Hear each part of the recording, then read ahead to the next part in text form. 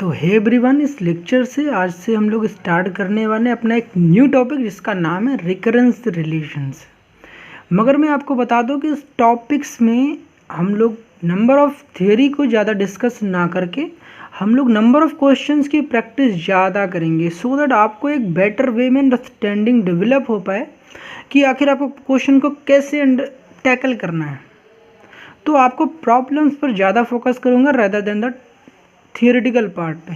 तो प्रॉब्लम्स को देखना, आप उसके थ्रू आपको समझ में आएगी कि मैं थियोरेटिकल पार्ट क्या कहता है। आप प्रॉब्लम्स को देखना किस तरीके के मैं प्रॉब्लम्स, हर एक न्यू वैरायटी के प्रॉब्लम्स और उससे रिलेटेड कुछ क्वेश्चंस आपके सामने आएंगे, तो वहाँ पर आपको फोकस कराऊंगा। उम्मीद है उस सारे इस लेक्चर्स को आप सीक्वेंस वाइज देखना, आपके सारे डाउट्स क्लियर हो जाएंगे। तो फिर चलो स्टार्ट करते हैं कि आखिर रिकरेंस रिलेशन क्या होता है। ज़्यादा इसके बारे में ना बात करके आपको प्रॉब्लम्स के थ्रू इसको प्रैक्टिस कराता हूँ, क्योंकि प्रैक्टिस ही है जो कि आपको पेपर में स्ट्रॉन्ग बनाएगी। ठीक है जी।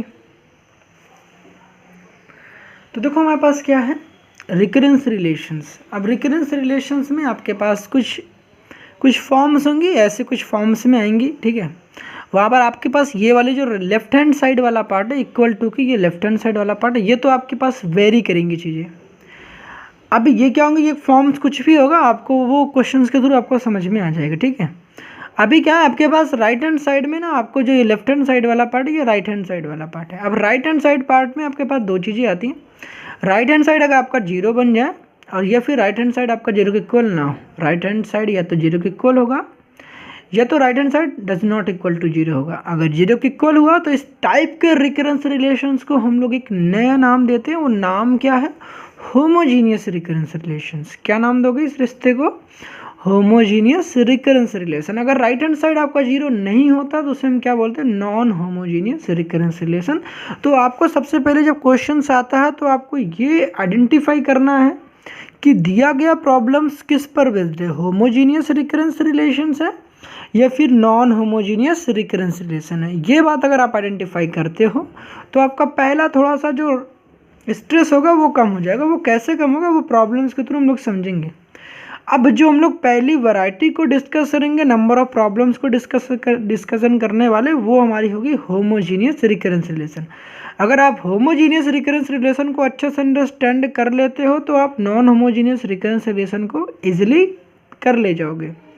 तो आपको थ्योरेटिकल पार्ट ज़्यादा नहीं बता रहा, प्रॉब्लम्स के थ्रू ही आपको अंडरस्टैंड कराने जा रहा हूँ। तो फिर चलो वहीं से मैं आपको स्टार्ट कराता हूँ। ठीक है, तो पहला मेरा क्वेश्चन क्या है, कह रखा कि solve the following recurrence relations. ठीक है, इसे हमें सॉल्व करना है। अब सॉल्व करते समय आपको तो कहोगे यार कुछ समझाया नहीं खास, बिल्कुल मैं एग्री करता हूँ, आपको कुछ खास नहीं समझा, बस इतनी बातें कह रहा।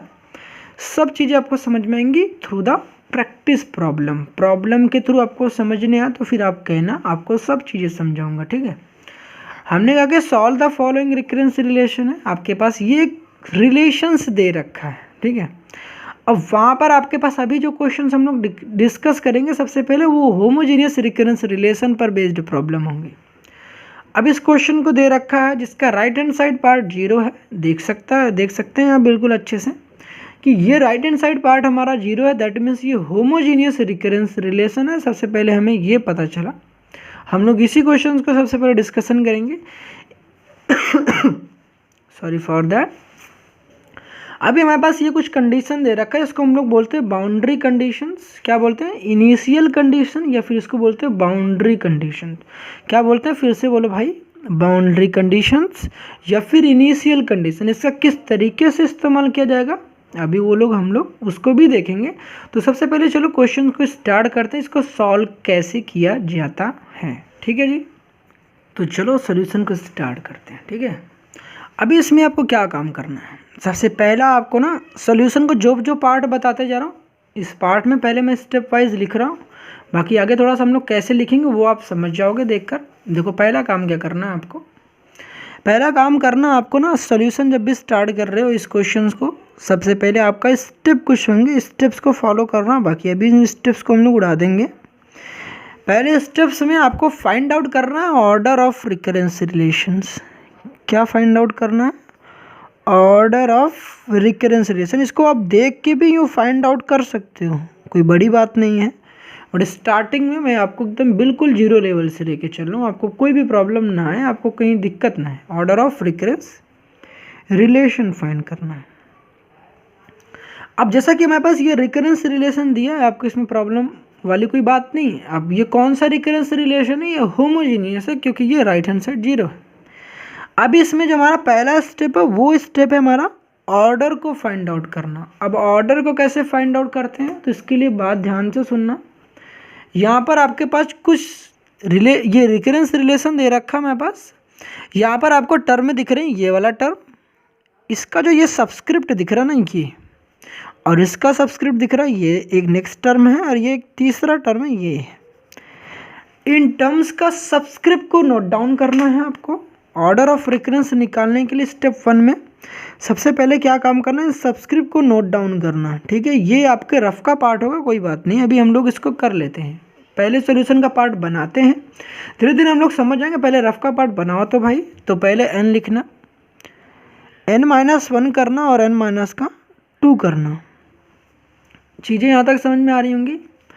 अभी आपको दिख रहा है ये n है, ये n-1 है, ये n-2। ये क्या होते हैं, नीचे वाले को हम लोग बोलते हैं सब्सक्रिप्ट। क्या बोलते हैं, सब्सक्रिप्ट। इस नीचे के जो टर्म्स दे रखे हैं, इसका सब्सक्रिप्ट को आपको नोट डाउन करना। आपने नोट डाउन कर लिया। अभी ये बताओ कि इनमें सबसे बड़ी सब्सक्रिप्ट कौन सी है। बड़ी सब्सक्रिप्ट कौन सी है, ये बड़ी सब्सक्रिप्ट है और ये सबसे छोटी सब्सक्रिप्ट है। ये तो पता होगा ना भाई। अगर ये देखो यहाँ पर कम होते जा रही, पहले n था, फिर n से 1 कम हुआ, फिर 2 कम हुआ, n था, n-1 हुआ, n-2 हुआ, तो चीज़ें कम होते जा रही। तो सबसे बड़ी कौन सी होगी सब्सक्रिप्ट, ये सबसे बड़ी होगी और ये सबसे छोटी होगी।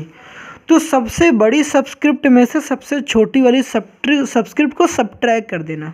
दैट मीन्स ये सबसे बड़ी सब्सक्रिप्ट है, सबसे बड़ी सब्सक्रिप्ट है। अब इतना तो आपको पता होगा भाई, सब्सक्रिप्ट है, ठीक है। और ये क्या है, सबसे छोटी सब्सक्रिप्ट है। सबसे, इन तीनों में से मैं बात कर रहा हूँ, इन तीनों में सबसे बड़ी सब्सक्रिप्ट और ये सबसे छोटी सब्सक्रिप्ट, सबसे छोटी सब्सक्रिप्ट है। यहाँ तक चीज़ें आपको प्रॉब्लम नहीं हुई होंगी।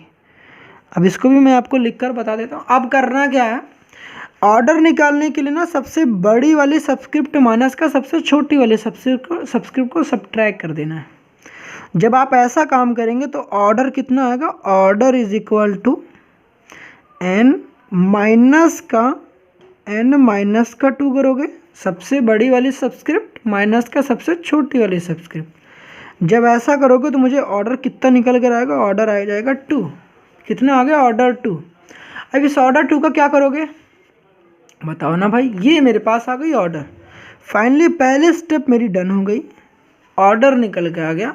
अब इस ऑर्डर का करते क्या है, इस ऑर्डर का इस्तेमाल करके हम लोग इक्वेशंस का फॉर्मेशन करते हैं। अब कैसे, अब बताओ मेरे पास कुछ क्या थे, मेरे पास कुछ ऐसे था। ये देखो जो आपके पास टर्म दिखाई दे रही हैं, यहाँ पर an था, ठीक है। उसके बाद ये कांस्टेंट को भी छोड़ दो, उसके बाद an-1 था, ठीक है। उसके बाद an-2 था। यहाँ भी चीज़ें क्लियर होंगी, an था, an-2 था। अब जो ऑर्डर निकाले हो, जो ऑर्डर आपने निकाला है, इसका करना क्या है। सबसे बड़ी बताओ सब्सक्रिप्ट यही थी, n थी, जो कि आपके पास है। उसके बाद सबसे छोटी n-2 थी। जो सबसे बड़ी वाली सब्सक्रिप्ट है, जितनी ऑर्डर थी, ऑर्डर 2 थी, तो उसको क्या करना, उतनी की x की पावर में रेज करनी है। कहने का मतलब, इस an को आप क्या नाम दोगे, x² नाम दोगे।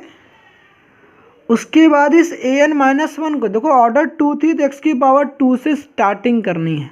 कुछ लोग x की पावर 2 से इसको रिप्रेजेंट करते हैं, कुछ लोग m से रिप्रेजेंट करते हैं, कुछ लोग s से। चॉइस आपकी, आप x से रिप्रेजेंट करना चाहते हैं, m से या s से। वेरिएबल आप कुछ भी दे सकते हो। तो मैं फॉर द टाइमिंग आपको x² से समझा रहा हूँ, ठीक है। तो आपको इसको क्या नाम देना है, x², और एक एक पावर कम करते जाना है। x हो जाएगा और यहाँ पर कितना आ जाएगा, देखो x की पावर 2 थी, x की पावर 1 हुआ, अब x की पावर 0 हो जाएगा, क्योंकि 2 फिर 1 फिर 0, x की पावर 0 मतलब कितना होता है 1। तो यहाँ पर 1 हो गया। अब 1 का मतलब ही हो गया x की पावर 0, इतना तो आपको पता होगा। तो हम लोग करेंगे क्या इसके थ्रू ना, अब हम लोग करेंगे ये जो आपको ना ये काम आपको दिखाना नहीं है भाई, आपके जो स्टेप्स हैं वो ये आपको दिमाग में करने हैं कि आपको पता होना चाहिए n माइनस का 1 और n-2। खैर आप देख के भी समझ आते हैं कि n-2 से ही आपको ये पता चल जाता है कि आपकी जो ऑर्डर ऑफ रिकरेंस रिलेशन होगी 2 होगी। जब ऑर्डर ऑफ रिकरेंस रिलेशन 2 होता है तो उसे हम कहते हैं सेकेंड ऑर्डर्ड रिकरेंस रिलेशन। क्या कहते हैं? Second ordered recurrence relation. तो इस रिलेशन का जो ऑर्डर के हिसाब से अगर इसका नाम करोगे तो कहेंगे सेकेंड ऑर्डर्ड रिकरेंस रिलेशन हमारे पास गिवन है। अब अगर हमारे पास सेकेंड ऑर्डर थी तो x की पावर 2 से स्टार्टिंग किया, x की पावर 2 फिर एक एक कम करते चले गए, डिक्रीजिंग पावर में आपको इसको अरेंज करना है, x की पावर 2 फिर x की पावर 1 फिर x की पावर 0 दैट मीन्स 1। अब इसे करना क्या है, इसके थ्रू आपको ना स्टेप 2 में आप इसको ना इक्वेशन फॉर्म करोगे, सिर्फ स्टेप 1 में ही रहने दो। इस स्टेप 1 में ही आप क्या काम करोगे, इसका इक्वेशन का फॉर्मेशन करोगे। दैट मीन्स आपको पहले आपने ये निकाला जो सबसे बड़ी वाली आपके पास सब्सक्रिप्ट वाली जो टर्म रहेगी उसको आपको ऑर्डर की x की पावर में रेस करोगे। समझ रहे होगे आप? अगर मेरे पास सपोज करो ऑर्डर मेरा 3 आता तो फिर उस बड़ी वाली पावर को x की पावर 3 लिखते हैं, x की पावर 2 फिर x की पावर 1 फिर x की पावर 0। ठीक है, अभी आपको इक्वेशन बनाना है, इक्वेशन इसकी हेल्प से बनाओगे भाई मेरे, इसकी हेल्प से। ठीक है, ये जो आपके पास था ना इसकी हेल्प से। तो an को क्या कंसिडर करोगे आप, एक्स स्क्वायर, तो इसको एक्स स्क्वायर कंसिडर करोगे। देन आफ्टर इसके आगे का देखो ये जो कोएफिशिएंट दे रखा है वो कांस्टेंट दे रखा है, इसको आपको कॉपी करना है तो माइनस का 5 होगा। देखो a n-1 है तो उसको क्या लिखना है, हमें x लिखना है तो उसको x लिखोगे। an-2 को क्या लिखना है 1। ठीक है, क्योंकि x की पावर 0 मतलब 1 होता है। तो यहाँ पर प्लस का 6 और 6 का 1 से मल्टीप्लाई करोगे भाई तो 6 आ जाएगा। राइट हैंड साइड 0 है तो राइट हैंड साइड 0 को कॉपी कर लोगे। अभी आपको ना ये पहला क्वेश्चन करा रहा हूँ तो इस तरह थोड़ा सा ज़्यादा चीज़ आपको डिटेल में डिस्कशन कर रहा हूँ, बट आप नेक्स्ट क्वेश्चन को देखना, उसको मैं शॉर्ट फॉर्म में रिप्रेजेंट करूँगा। पहला क्वेश्चन तो आपको डिटेल में समझाना एक मेरी रिस्पॉन्सिबिलिटी बनती है कि आपको अच्छे से समझ में आए कि मैं कर क्या रहा हूँ। ठीक है, उसके बाद आप इस लेक्चर को देख के आप वो चीज़ें समझोगे मैं करने क्या वाला, आपको इतना पेपर में दिखाने की नीड नहीं है।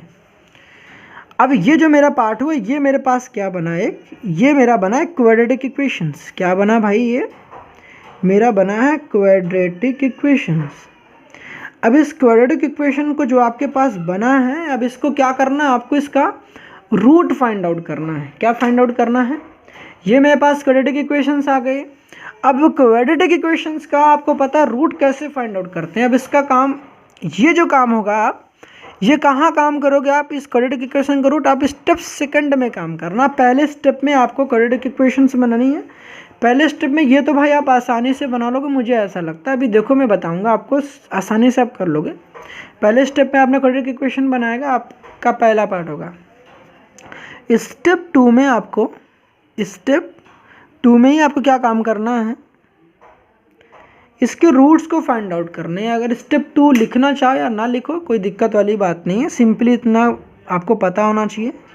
रूट्स फाइंड करेंगे, क्या करेंगे, रूट्स फाइंड आउट करेंगे। क्वाड्रेटिक इक्वेशन का रूट्स बोलो या जीरोस बोलो, आपको पता होगा इसी को रूट्स भी बोलते हैं, इसी को जीरोस भी बोलते हैं। Roots of a quadratic equation, ये zeros of a quadratic equation किस तरीके से सॉल्व करते हैं। अब आप क्या करोगे, मिडिल टर्म स्प्लिटिंग करोगे, इस तरीके से 6 का मल्टीप्लाइड करोगे इस नंबर से। आपको पता होंगी चीज़ें कि इसको कैसे सॉल्व आउट करते हो, इसके रूट्स कैसे निकालते हो, इसकी वैल्यूज़ कैसे निकालते हो। तो आप वो लेंदी प्रोसेस मत इम्प्लीमेंट करने लगना कि इसको यार फैक्टराइज करोगे, फैक्टराइजेशन के थ्रू आप फैक्टराइजेशन मेथड के थ्रू इसके रूट्स को निकालोगे। नहीं, आपके पेपर में कैल्सी अलाउड है भाई, तो आपको ना कैल्सी का इस्तेमाल करना। कैसे इस्तेमाल करोगे चलो उसको देखते हैं। सबसे पहले आपको कैल्सी निकालना है आपको। ठीक है, कैल्सी निकालने के बाद आपको रूट्स कैसे निकालोगे, ठीक है, वो मैं बता रहा हूँ। ठीक है, ऑन कर लो, कैल्सी को ऑन कर लिया। ठीक है, चीज़ें को यहाँ मॉड फिर 1 प्रेस कर दो, अभी क्लियर कर दो। ठीक है, चीज़ें यहाँ दिख रही होंगी। अब इसको मुझे सॉल्व करना है। ठीक है, अगर आपको एक बात नहीं पता होगी तो मैं आपको बता दूँ कि क्वाड्रेटिक इक्वेशन के स्टैंडर्ड फॉर्म होता है। अभी हम इसको सॉल्व करने वाले हैं। स्टैंडर्ड फॉर्म क्या होता है, एक जनरल फॉर्म जिसको बोल सकते हो। स्टैंडर्ड फॉर्म क्या होता है क्वाड्रेटिक इक्वेशन का, ए एक्स स्क्वायर प्लस का बी एक्स प्लस का c this is equal to 0। ये एक स्टैंडर्ड फॉर्म होता है।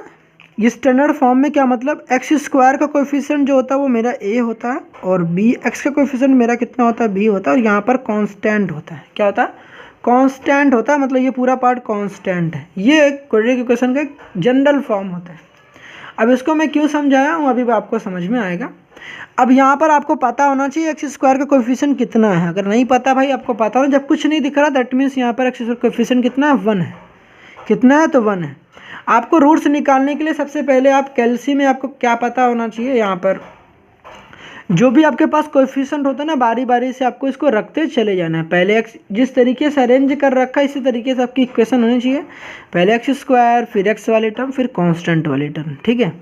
अभी इसको इस तरीके से आप लिखोगे, उसके बाद जो इनके कोएफिशिएंट होंगे आपको इसको नोट डाउन करना है, ठीक है। तो देखो मैं बताता हूँ आपको। सबसे पहले इसको हटाते हैं।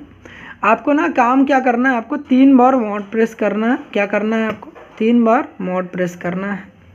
तो यहाँ पर 1 2 3 3 बार मॉड प्रेस कर दिया। मॉड प्रेस करने के बाद आपको ना ये राइट हैंड साइड आपको दिख रहा है ना, ये वाली कीज इसको प्रेस करना है, ठीक किया आपने। इक्वेशन के लिए सबसे पहले एक काम करना, 3 बार मॉड प्रेस कर दिया। उसके बाद आपको ना 1 प्रेस करना है। क्या करना है, आपको देख सकते हो यहाँ पर 1 प्रेस करना है, ठीक। 1 प्रेस कर दिया। 1 प्रेस करोगे तो आपके पास पूछेगा कि अननोन कितने। अननोन की जगह आपको क्या काम करना है, ये राइट हैंड साइड वाला दिख रहा है, इसको प्रेस करना। अब जैसा कि पता होगा, देखो यहाँ मैक्सिमम जो ऑर्डर होती है वही मेरा क्या है, ऑर्डर जो है उसी को रिप्रेजेंट करता है। तो देखो मैक्सिमम जो एक्स की पावर है वो कितनी थी, 2 थी, तो उसके लिए आपको ना 2 प्रेस करना है। तो आप यहाँ पर सिंपली कितना प्रेस करोगे, 2 प्रेस करोगे, ठीक है। 2 हमने प्रेस कर दिया है। अभी आपसे पूछ रहा है वो ए पूछेगा, फिर देखो आपसे बी पूछेगा, फिर सी पूछेगा। फिर से हम बैक आते हैं, ठीक है। तो बैक कैसे आओगे भाई, तो फिर ठीक है, इसको बैक आते हैं, ठीक है। फिर से मैथ्स एरर, फिर से प्रेस करते हैं, ठीक है। अभी हमारे पास फिर से ABCD पूछ रहा है, तो फिर उतना काम करना जो आपको ए क्या पता करना। ए जो होता है मेरा एक्स स्क्वायर कोएफिशिएंट होता है, आपको पता होना चाहिए। एक्स स्क्वायर का कोएफिशिएंट मेरा ए होता है, तो ये आपको पता होना चाहिए। वैसे भी आपको डायरेक्ट रखते चले जाना यार, आपको समझ में आ जाएंगी चीज़ें अगर आपके सब चीज़ें बढ़िया से बनी रखी है। तो एक्स स्क्वायर का कोएफिशिएंट कुछ नहीं दिख रहा, दैट मीन्स आपको 1 प्रेस करना। तो 1 प्रेस करिए, इक्वल करना, इक्वल का की प्रेस करना, इक्वल। पहले 1 प्रेस करोगे, देन इसके बाद इक्वल, ठीक है। 1 प्रेस किया, इक्वल।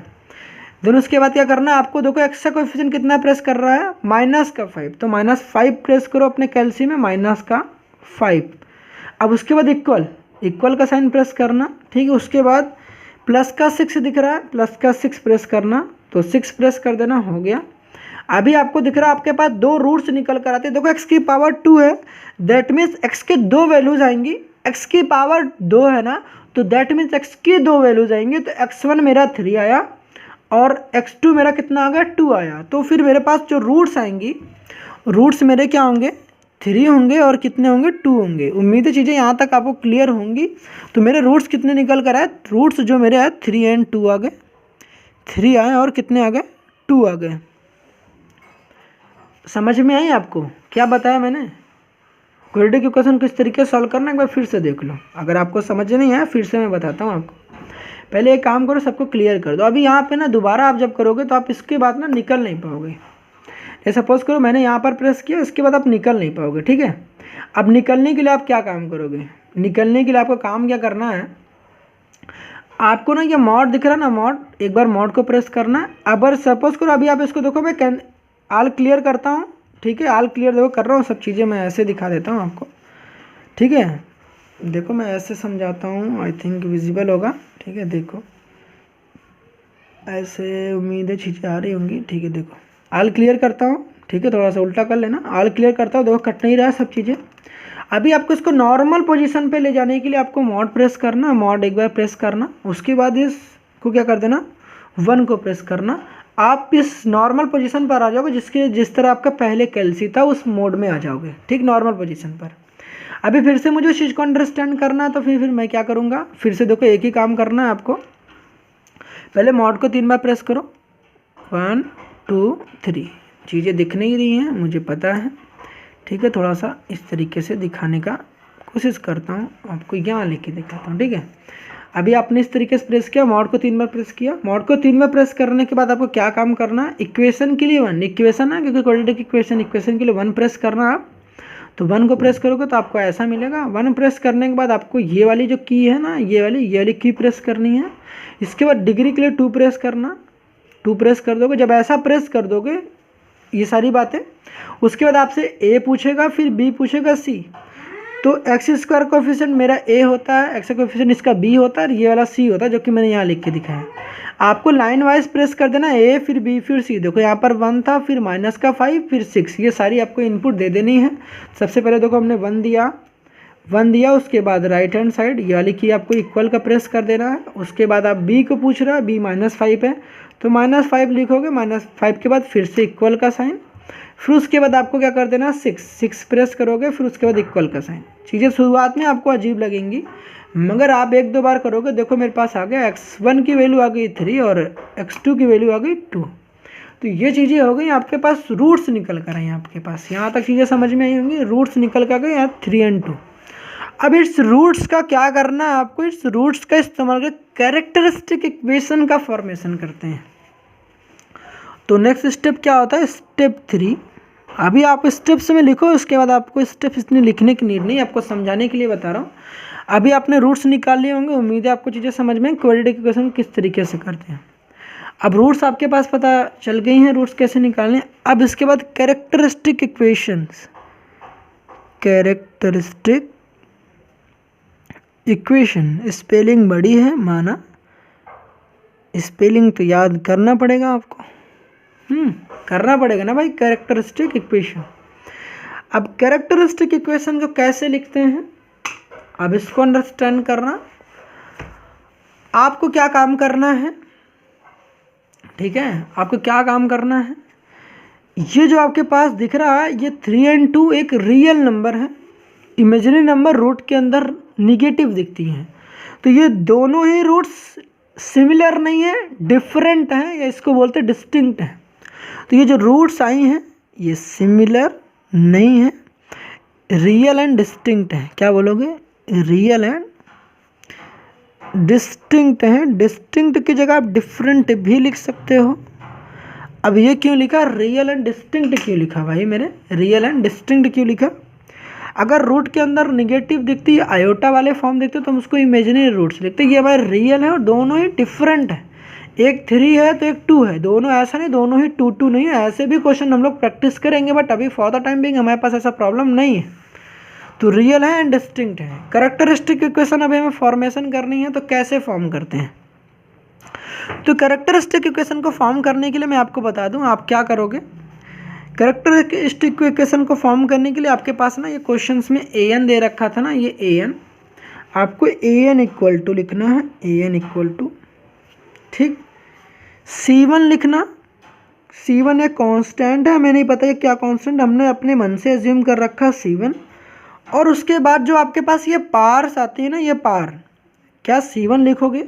उसके बाद यहाँ पर जो आपके पास पावर आती है ना, ये वाले पावर, ये जो 3 दिख रहा है, रूट्स आई थी, इंटू लिखना इसी के बगल में, इंटू अगर आप लिखना चाहते हो तो लिखो, ठीक है, इंटू 3 की पावर क्या करोगे, n करोगे।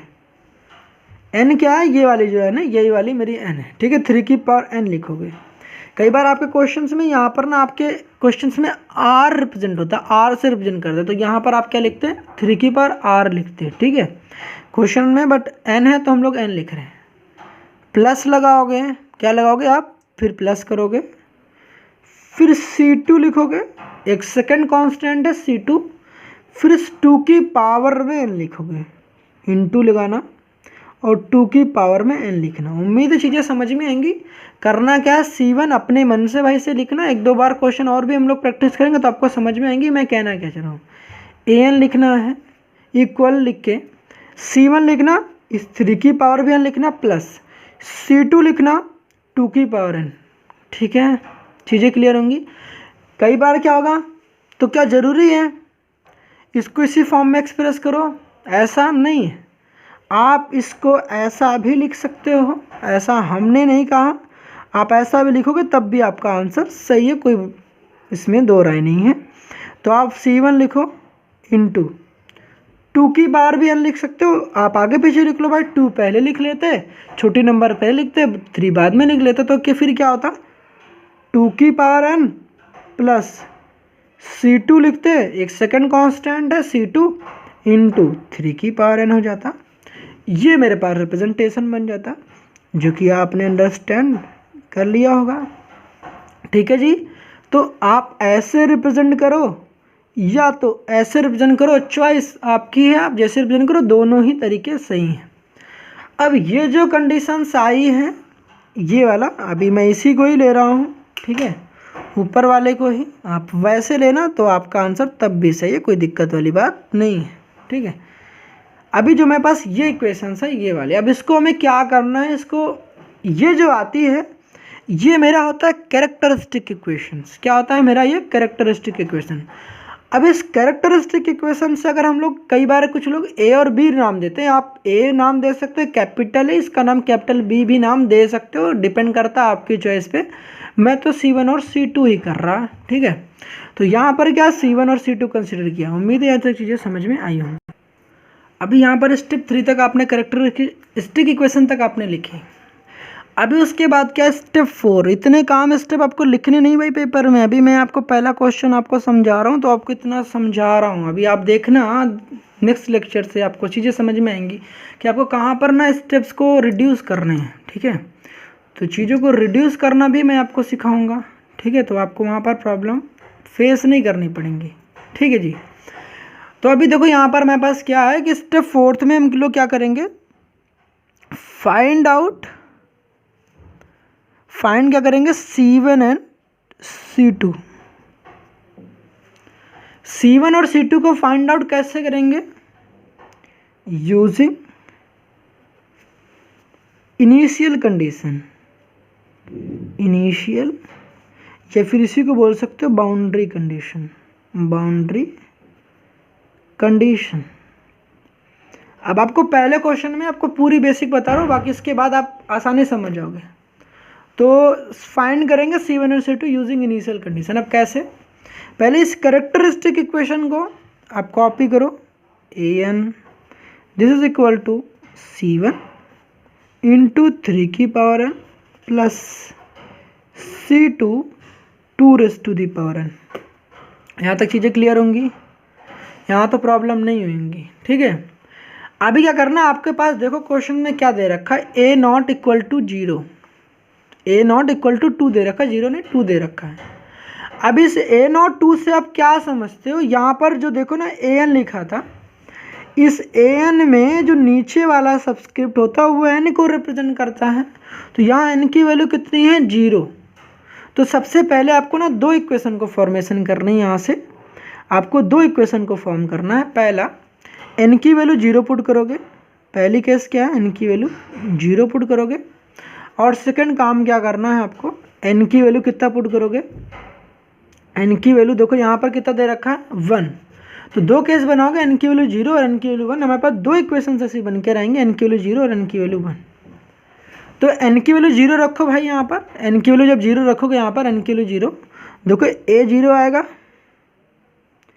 a 0 निकल कर आएगा, ये तो समझ रहे होगे भाई, ये तो क्वेश्चन में दे रखा था। n की वैल्यू 0 पुट करना भाई, ये रखना है आपको।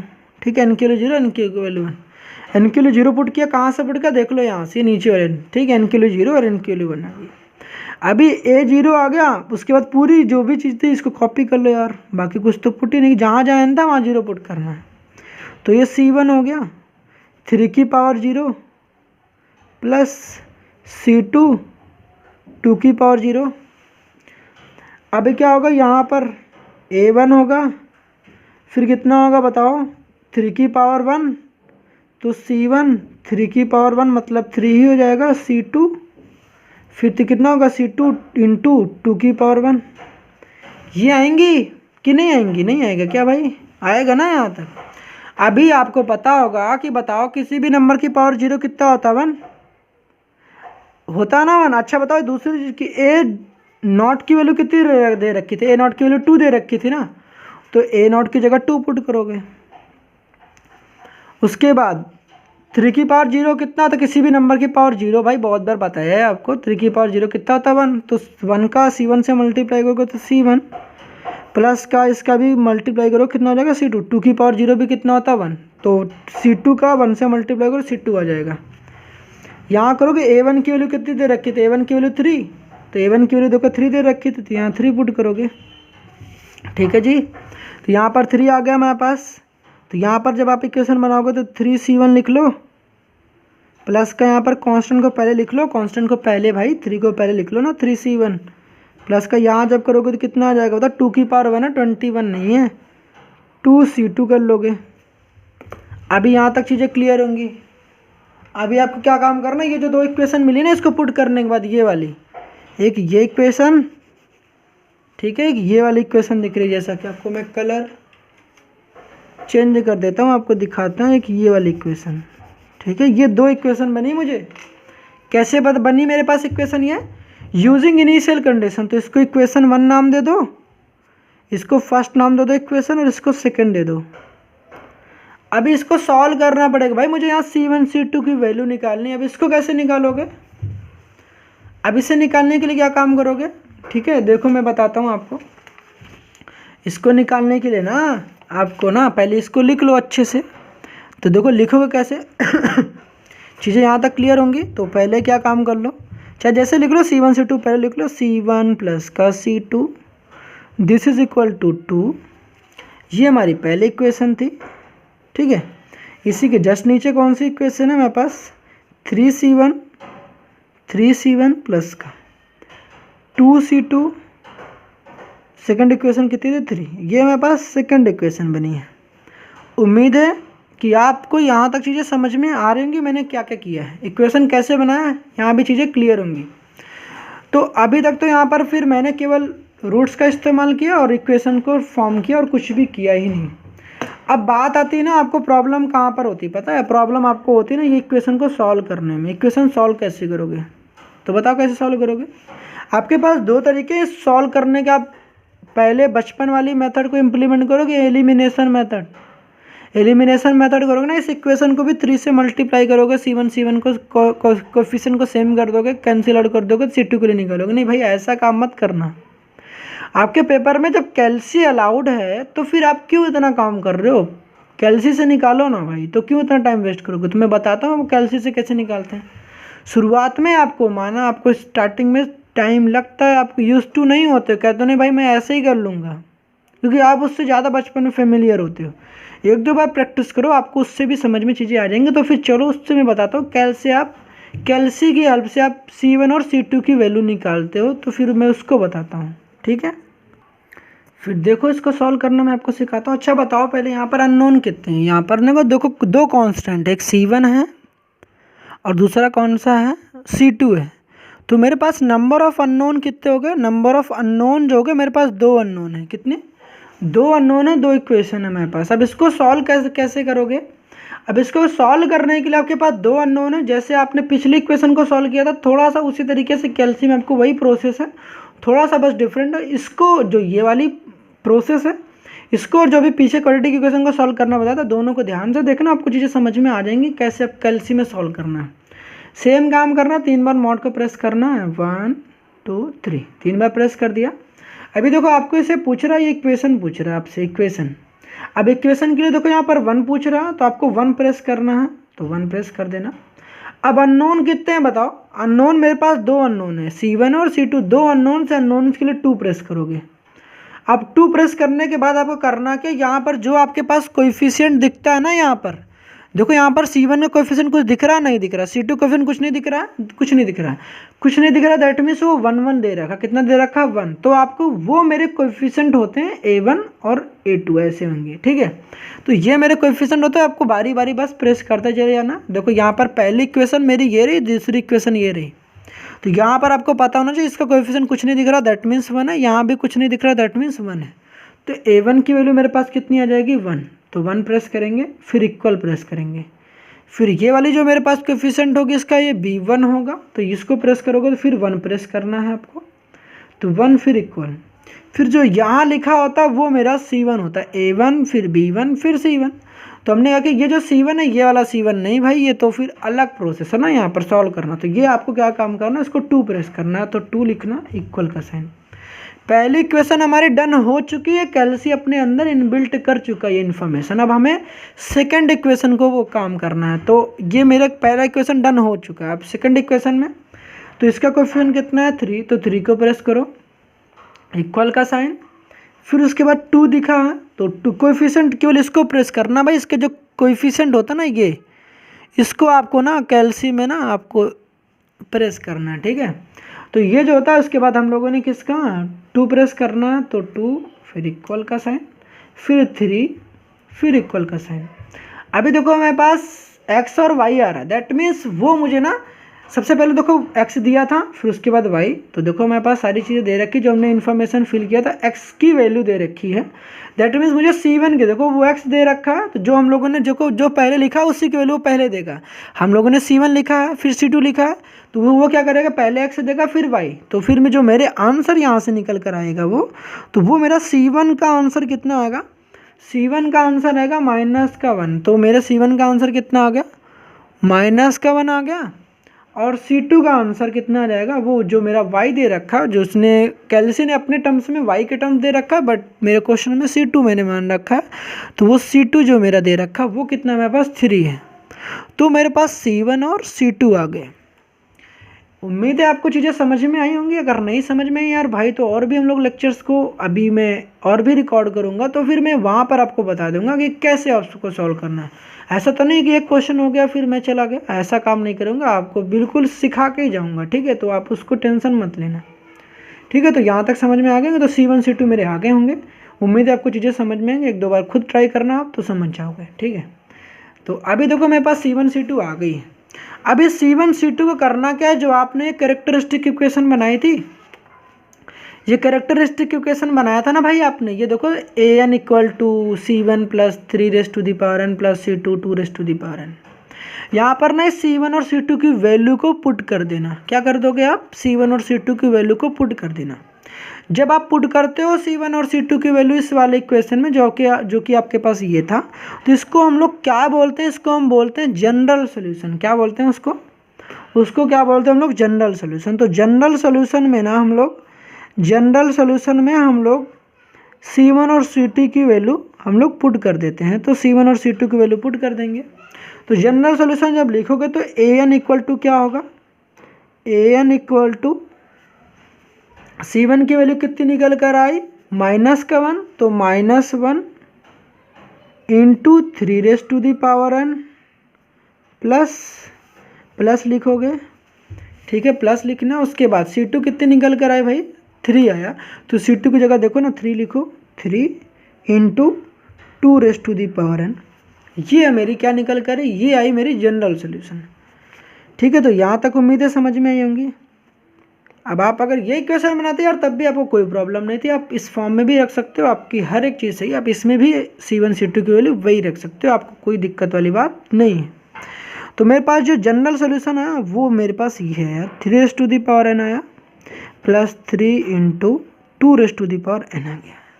तो ये था मेरा जनरल सोल्यूशन। तो अगर आपको मैं इस लेक्चर को समराइज़ करूँ और आपको बताऊँ कि इस पूरे लेक्चर में हमने किया क्या है, तो देखो मेरे पास क्या दिया था। मेरे पास सबसे पहले अगर मैं एक समरी बताता हूँ, इस लेक्चर की पूरी समरी बताता हूँ, तो देखो हम लोगों ने किया क्या। सबसे पहले आपको ये बात अगर ध्यान रहती है तो आप आगे भी इस चीज़ को ईजिली कर लोगे। सबसे पहले हमारे पास क्या था, सबसे पहले देखो हमारे पास दिया था रिकरेंस रिलेशन गिवन था। रिकरेंस रिलेशन क्या था हमारे पास, रिकरेंस, ये मेरा आंसर हो गया भाई, ठीक है। तो ये था मेरा रिकरेंस रिलेशन गिवन था। रिकरेंस रिलेशन जो था वो मेरे पास गिवन था, ठीक है। ये क्या था मेरे पास, ये गिवन था, ठीक है। ये मेरे पास रिकरेंस रिलेशन गिवन था। उसके बाद हमने क्या किया, इस रिकरेंस रिलेशन का हम लोगों ने ऑर्डर फाइंड किया। ऑर्डर फाइंड किया कैसे, बड़ी वाली सबस्क्रिप्ट मतलब माइनस का बड़ी वाली सबस्क्रिप्ट माइनस का छोटी वाली सबस्क्रिप्ट, ऑर्डर फाइंड किया। उस ऑर्डर की हेल्प से हम लोग एक क्वाड्रेटिक इक्वेशन या फिर क्यूबिक इक्वेशन का फॉर्मेशन करते हैं। तो एक तरीके से हम कह सकते हैं इक्वेशन का फॉर्मेशन करते हैं, इक्वेशन का फॉर्मेशन करते हैं। अब वो इक्वेशन का फॉर्मेशन मेरे पास दो टाइप्स की अधिकतर जो मेनली मिलती हैं हमें, वो बाई क्वाड्रेटिक भी मिल सकती है, मतलब उसकी पावर 4 भी हो सकती है और 3 भी हो सकती है, 2 भी, बट जनरली जो हमें मिलती है वो क्वाड्रेटिक मिलती है या फिर हमें क्यूबिक मिलती है। अगर पावर 4 भी रहेंगे तब भी परेशानी की बात नहीं है। मेनली जो हमको मिलती है जो सॉल्व करने की, या तो वो क्वाड्रेटिक इक्वेशन रहती है या तो क्यूबिक इक्वेशन रहती है। अब इस क्वाड्रेटिक इक्वेशन या क्यूबिक इक्वेशन से जो मिलता है, हम क्या करते हैं, इसको क्वाड्रेटिक इक्वेशन या क्यूबिक इक्वेशन का हम लोग कैरेक्टरिस्टिक इक्वेशन फाइंड आउट करते हैं। कैसे कैरेक्टरिस्टिक इक्वेशन कैसे फाइंड किया, उस रूट की हेल्प से। इस इक्वेशन को सॉल्व करोगे, इक्वेशन को हम लोग क्या निकालेंगे, इस इक्वेशन का रूट्स निकालेंगे। क्या निकालेंगे, रूट्स। रूट्स निकालने के बाद हम लोगों ने क्या काम किया, देखो रूट्स निकाला, रूट्स निकालने के बाद हम लोगों ने कैरेक्टरिस्टिक इक्वेशन बनाई। क्या बनाया, कैरेक्टरिस्टिक इक्वेशन। तो कैरेक्टरिस्टिक इक्वेशन को मैं शॉर्ट में CE कह दे रहा हूँ। तो कैरेक्टरिस्टिक इक्वेशन की फॉर्मेशन हो गई। कैरेक्टरिस्टिक इक्वेशन जब आप फाइंड आउट कर लेते हो, तो कैरेक्टरिस्टिक इक्वेशन फाइंड आउट करने के बाद आप इनिशियल कंडीशन या बाउंड्री कंडीशन जो कि आपके क्वेश्चन में गिवन रहती है, जो कि यहाँ पर रहती है ये वाली, इसकी हेल्प से, जो कि भाई साहब देख सकते हो, हम लोगों ने इसकी हेल्प से दो डिफरेंट इक्वेशन का फॉर्मेशन किया था। दो डिफरेंट इक्वेशन का फॉर्मेशन करने के बाद C1 और C2 की वैल्यू निकाली थी। तो कैरेक्टरिस्टिक इक्वेशन बनाने के बाद आपको इनिशियल कंडीशन की हेल्प लोगे, इनिशियल कंडीशन की क्या लोगे आप, हेल्प से C1 एंड C2 की वैल्यू को फाइंड करोगे, वैल्यू को फाइंड करोगे। क्या करोगे, फाइंड करोगे। ठीक है जी। अब जो ये C1 और C2 की वैल्यू फाइंड आउट करते हो, इस कैरेक्टरिस्टिक इक्वेशन जो आपने बनाया था उसमें रख दोगे। तो रखने के बाद जो मुझे मिलता है वो मिलता है मुझे मेरा जनरल सॉल्यूशन। तो ये था पूरे लेक्चर का ओवरऑल समरी, जो कि शायद आपको समझ में आया होगा। उम्मीद है आपको चीज़ें समझ में आई होंगी। मैंने सारी चीज़ें आपको समझाई हैं। तो ये था पूरी लेक्चर की समरी, जो कि शायद सबसे ज़्यादा इंपॉर्टेंट था। पहले रिकरेंस रिलेशन दिया होगा, ऑर्डर फाइंड आउट करोगे, इक्वेशन बनाओगे, रूट्स फाइंड करोगे, जो भी इक्वेशन रहेगी, इनिशियल कंडीशन के हेल्प से C1 और C2 की वैल्यू फाइंड करोगे। उस C1 और C2 की वैल्यू कैरेक्टरिस्टिक इक्वेशन में रख दोगे और वो जो मिलेगा मुझे, उसे हम लोग कहते हैं जनरल सॉल्यूशन, जो कि ये मेरा होता है फाइनल आंसर। तो उम्मीद है चीज़ें समझ में आएगी। तो चलो फिर मिलते हैं नेक्स्ट लेक्चर में, तब तक के लिए ऑल द बेस्ट।